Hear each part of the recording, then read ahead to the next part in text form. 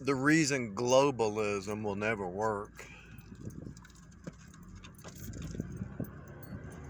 is obvious. The reason globalism will never work, I'm getting ready to reveal that right now. It'll never work. I'm going to give you the summation before I even break it down.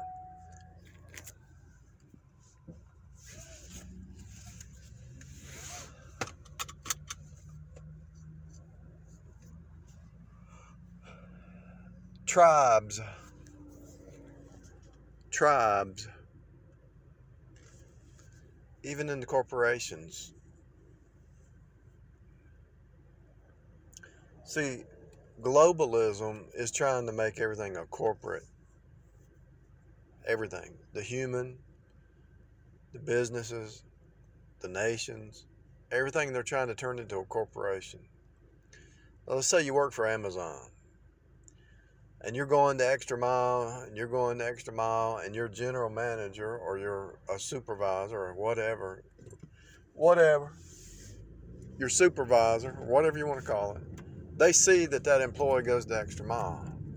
But then there comes some document from way up from top of Amazon or any big corporation that says, oh, you're failing. They don't see the day-to-day sacrifice of that person who's working alongside that supervisor to keep that ship running in a local area. They don't see the day-to-day grind and how they keep that thing going. They just have some kind of corporate agenda, and if you don't meet up, you didn't meet up, but they went the extra mile. Do you understand what I'm saying? So you can look at it. You can look at it really in a multitude of ways. You can look at it through the church system, through the homes, through everything. See, if you have a tribe, doesn't matter if it's a church, a home, a business, a local community, a local city, a local state. If you have a tribe that you're all working together for a common purpose, right?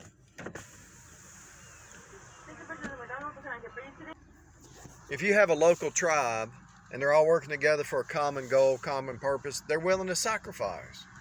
But if you have somebody who's running the tribes from a distance, who doesn't see the sacrifice, and they just have this global agenda that's outside of one-to-one, face-to-face, you understand what I'm saying? It's going to cause a conflict. It even works online. I had a tribe of people, right? And you got used to those people. You knew how they think, you knew what they believed, and all that stuff, right? And you cared about them. Still do care about the tribe. There's some online tribe members that you care about probably for your whole life, Pretty much, I think that's the deal. Now, there is a problem with the tribe, and see, they're trying to fix the tribe problems with a corporate system, but it makes it worse. There is a problem with the tribe. There is a problem. You get into he said, she said, and favoritism and prejudice and manipulation and Jezebel and witchcraft and all that. I understand how the natural mind thinks globalism will work. And let's say there's somebody who's ostracized in that tribe, they can go to another tribe. With globalism, there's no accountability. But even in a bigger city, you can have individual little tribes, So what's the global agenda trying to do? It's trying to manage a global system, but there's tribal things going on.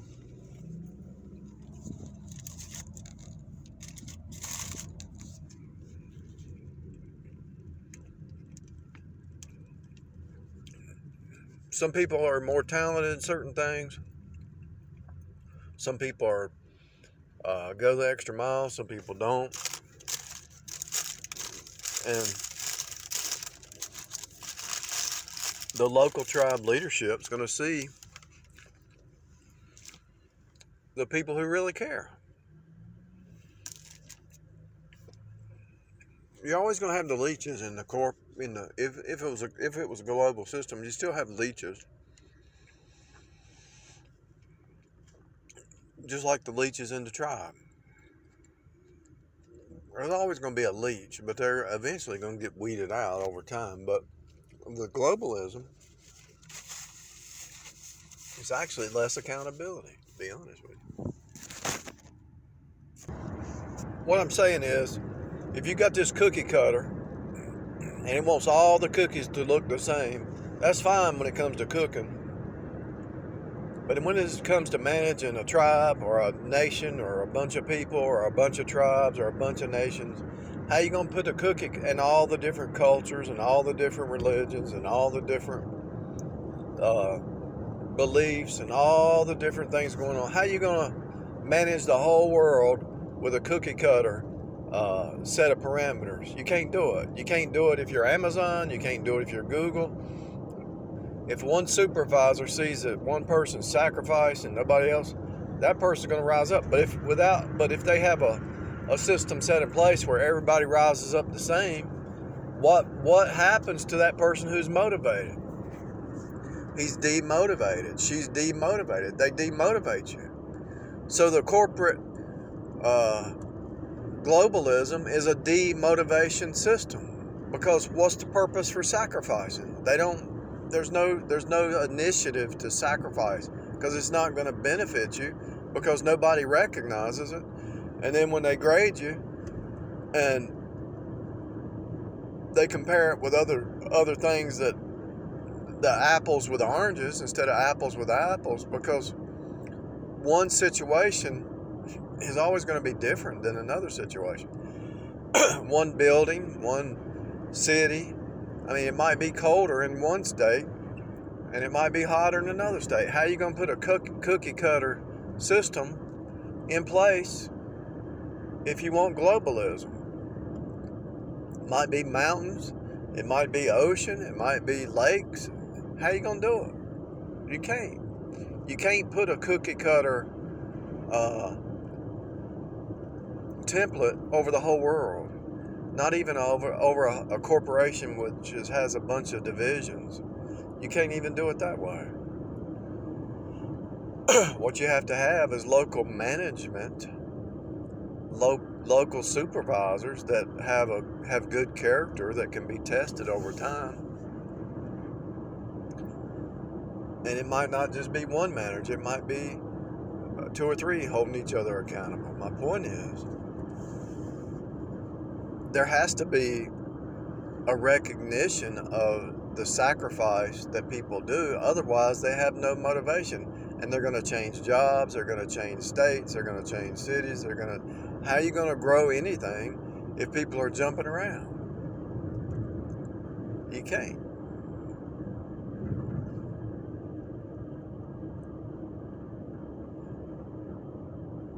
You're going to have wars.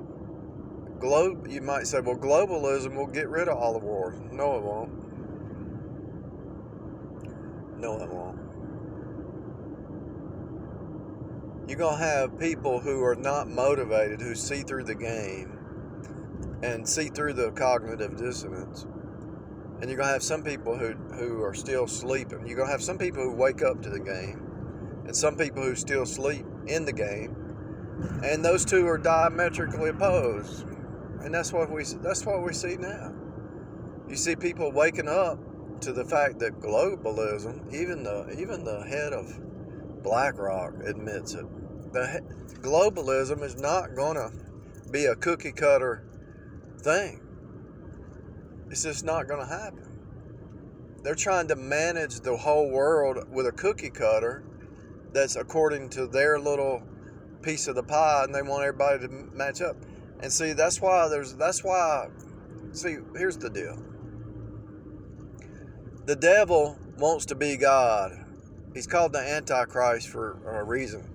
The Antichrist is trying to be Christ, but he's trying to get you to be good enough But you find out that man is not good. That's why it's faith alone and not of works. Mankind is a failure. And so even when Jesus rules for 1,000 years with a rod of iron, they're still going to have tribes, nations that are separate. And so these globalists, what are they going to try to do?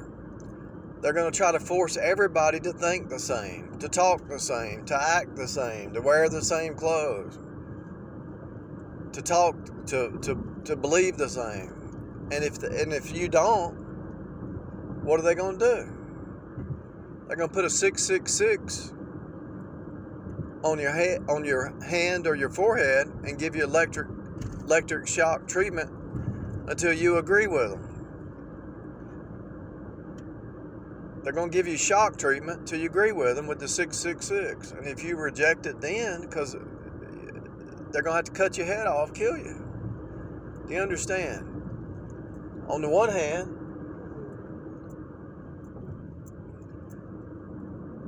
you can see that their agenda from the flesh, from the unsaved agenda, they're trying to bring peace to the world, but they're trying to do it in the energy of flesh. It's not possible. It's just not possible. Only God can bring peace. And He's going to do it with a rod of iron.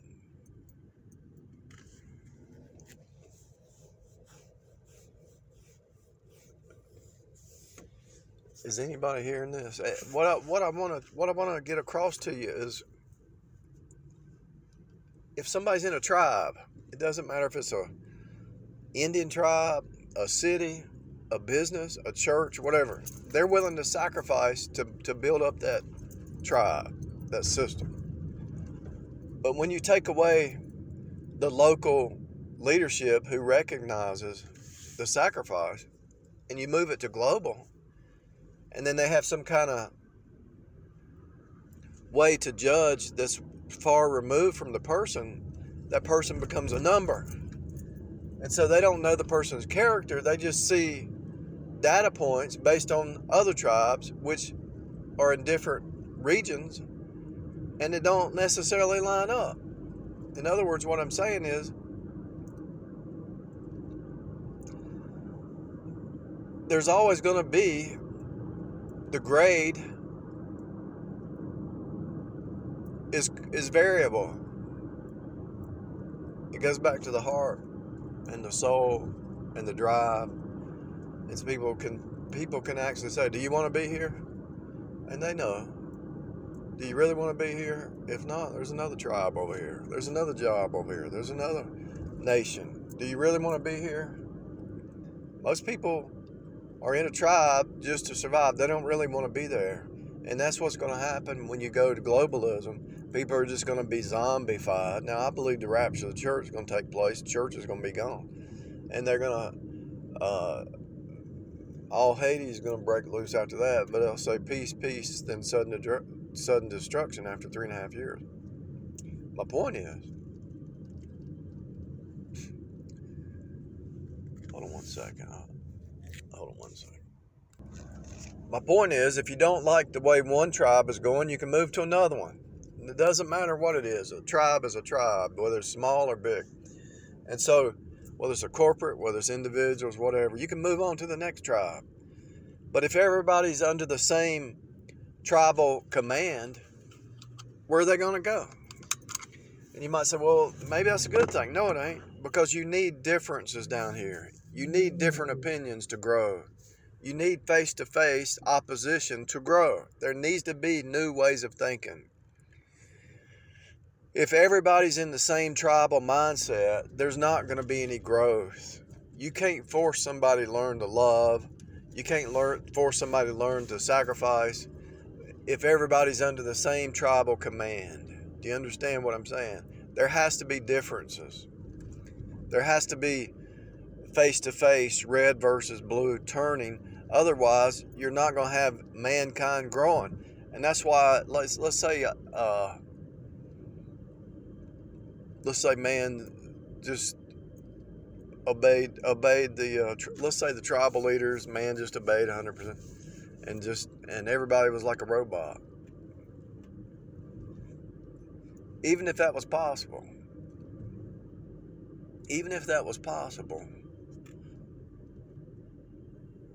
just like in Genesis, eventually the Bible says what you need to do is marry outside this family. If they married only inside their tribe, their DNA, it wouldn't develop. It's not even about in mental and spiritual and uh, technological. It's also about their DNA. You know, when you have different things in the mix, the body adapts, right? And so, just like when Hitler wanted to have blonde hair, blue eye race, and everybody else die, what's that about? That's not even healthy. The genetic code needs opposition. It needs resist. Everything down here in the 3D needs resistance. Everything in the 3D needs some kind of resistance to grow. Your muscles, you need to walk. You need to do some kind of exercise to grow. There's a word for it where you just lose all strength, and I forget the word, but if you don't have resistance, you pretty much waste away. And that's true with your mind, your soul, your spirit, your body, your heart, everything. And so this globalism thing where all the tribes are controlled by one tribal belief system or doctrine or whatever, that's stupid. You need division. You need separation. You need differences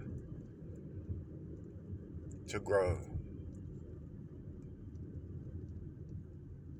So it'll never work. Globalism will never work.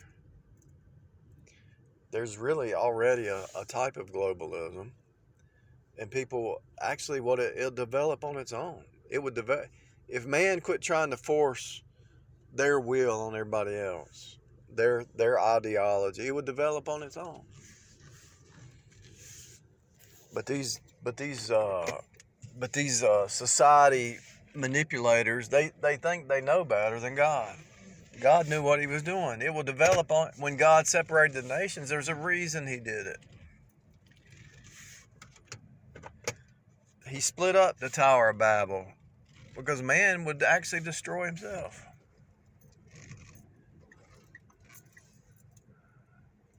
It's actually so obvious once you see it. I'm not explaining it too well, but I think you get the gist of it. If you just live in your house and you never go outside your house, you're gonna die. But if you go out the front door and you go to a job, or you go talk to your neighbors, or you go down the street and you join some kind of community club, whatever, you're gonna grow.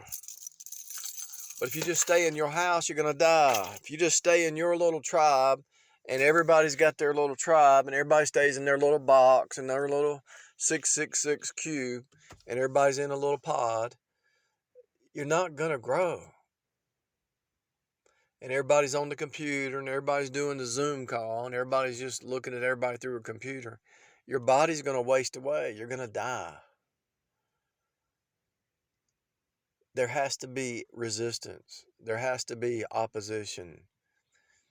Actually, if you take the word opposition, break it into parts, OP, position. Opposition is birthing in so that you birth into a steady state. And you learn to deal with all kinds of different people, and you stand firm in your position no matter what hits you. Now, the biggest reason that globalism will never work in the 3D, because unity only comes in the spirit. The 3D arena is division. Cells divide to create a growth, to create a new cell. Division will not work in the spirit, just like unity will not work in the 3D. Oneness, I mean. Oneness, let me say that again. Oneness will not work in the 3D, and division does not fit in the spirit. The spirit is one faith, one Lord, one baptism. There's no division in Christ. One mind. one body, one head, one goal, one agenda, one gospel. Jesus alone saves. One faith, one Lord, one baptism. In the Spirit, there's oneness. There's no room for division in the Spirit. That don't even exist. In the natural, in the flesh, oneness can never happen. Maybe in a marriage, the two become one, but even then, people get married and they fight. And then the in-laws fight. And then the kids, and then it causes division. And then there's divorce. 60% divorce tells you right there. But there's a lot of people stay married. They hate each other, but they stay married anyway. There's no unity, really. There's no real true oneness in the natural. You can see glimpses of it. You can see glimpses of the spiritual oneness in the natural. Every once in a while, you'll see a glimpse of it. But that oneness that people are looking for is only in the spirit. And if you think you can do it, globalist, you're going to be you're wasting your time. You're really wasting your time.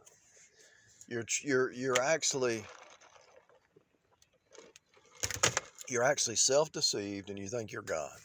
It's impossible. How can two different cultures and two different tribes, two different belief systems, two different geographic situations all be on the same page under the same tribal authority and rule when it has to be a sliding scale? That's what I was looking for. It has to be a sliding scale because there's different situations. It's just stupid. So what are they trying to do? They're trying to bring in a 666 and turn everybody into a robot.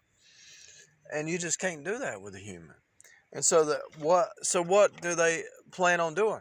They plan on doing it with a dictatorial dictator, and everybody hates the dictator, but they smile just because they got to eat. And so the global agenda will never work. Even after the rapture of the church, it won't work because the devil's lying to everybody. But everybody thinks it'll work. And those who fight against it get attacked, get their head cut off. You understand? Did it click? When you have these little tribal situations and you have a leader in a little tribe, they know who's willing to sacrifice and they know who wants to be there. But when you throw in a corporate global system and everybody's under the same umbrella of the law or the belief system or whatever, then this person over here has gone the extra mile, but they failed according to the bigger plan. But it's not only they fail, but almost all the tribes are going to fail, because if they have this goal, this works, levels, ranks, grade, rating to achieve, the leaders can't even do it, much less the people under the leadership. What am I saying? It's hypocrisy. Globalism, leadership is hypocrisy. And it's hypocrisy to the nth degree. There will always be a sliding scale, and there will always be people changing tribes. It's just the way it is. It's just the way it is. And so for you to think that you can rule everybody with some antichrist dictator like Hitler,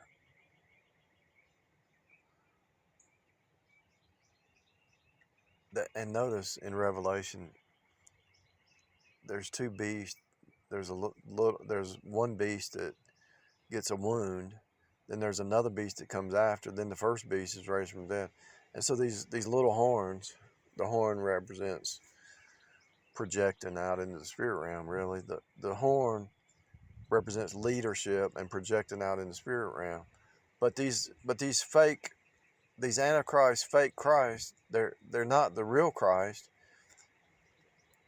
They end up, one of them, I don't remember if I think it's the first one that rises, that got hit in the head or something and rose from the dead. I can look it up and put the verse underneath this. But my point is that Antichrist says he's God. And he goes and he deceives Israel. He goes in the temple and sets himself up as God. And Israel realizes they've been deceived. And so who built all the buildings over the Israel? The Freemasons. So the devil's going to the devil always tries to kill the elect saints, whether it's the Jews, the believers, whatever. The elect angels, Jesus himself, the elect Son of God. The Antichrist always wants to kill the elect. But God always has a means to protect the elect. And so that Antichrist beast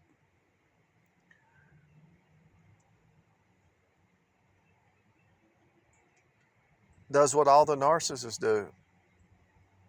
It says, I'm God, it's my way, I know better, I know for everybody. It's the Jezebel spirit, it's the legalist.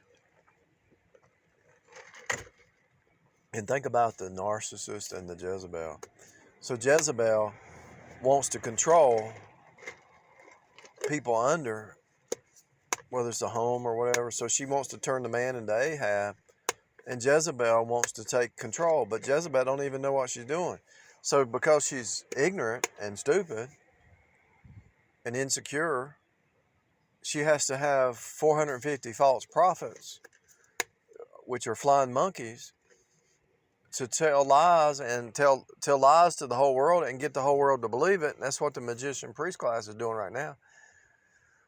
Because nobody really likes Jezebel. Nobody likes Putin. Nobody likes North Korea. Nobody likes China leadership. Nobody likes it, but those Jezebel spirits create these magician priest class to get them to believe a lie, to live in fear or whatever, to control them. Nobody really loves them. But in a little small tribe, people can love their leadership, and the leadership can love the people. And I'm not talking about a ooey gooey feeling. I'm talking about love that respects and honors a person, you know. No greater love than a man lay down his life for his friend. So there's in a small tribe, there's love enough to where people are willing to sacrifice. But if you go globalism, you don't know that person on the other side of the world. Are you really willing to sacrifice for that person? I don't think so. Only Jesus was willing to do that. So the love and the sacrifice is not there when you try to go global, but when you have small tribes, it's there. And actually, Jezebel's not loved, so she tries to force people to love her. And if they don't love her, then she threatens with the law. She threatens with child support. She threatens with "I'm gonna leave." She tries to demasculate. And so the same with all these leaders. They don't like when you rise up and get your independence because they're insecure. So it's all the same. It's a common denominator throughout. And even when Jesus rules for 1,000 years, there's going to be different nations. There's always going to be boundaries. And so the tribe, individual tribes will never be ruled by a global tribal doctrine or leader. But Jesus, when he rules, the nations have to come and give honor and glory, right? Or there won't be any rain on the land. So there's consequences. But it's a ruler who has love and truth, who knows all things. When Jesus is ruling, he knows your heart. Solomon, when he ruled, he could test people. When he made that decision, he says, "Well, whose baby is it?" And she said, "It's mine, it's mine."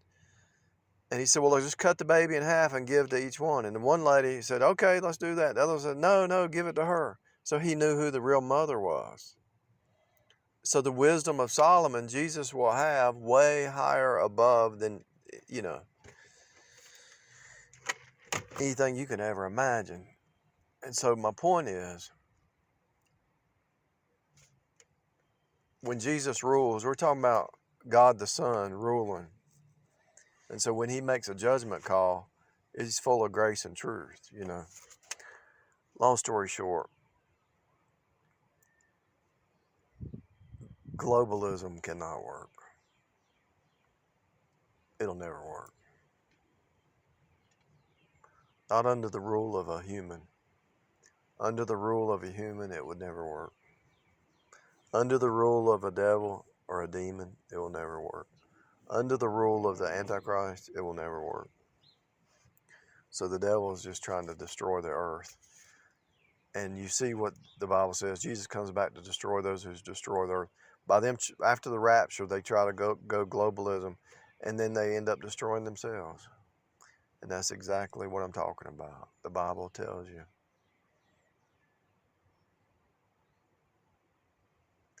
Globalism is a lie. It's a social lie. It's a social lie. Socialism lie. That's what it is. It'll never work because it takes away the motivation. When the motivation's gone, what do you have? Drunks and drug heads. When you have no motivation, what do you have? Drunks and drug heads. Everybody gives up. Everybody gives up. Everybody dies. You have to have a hope. You have to have some kind of hope.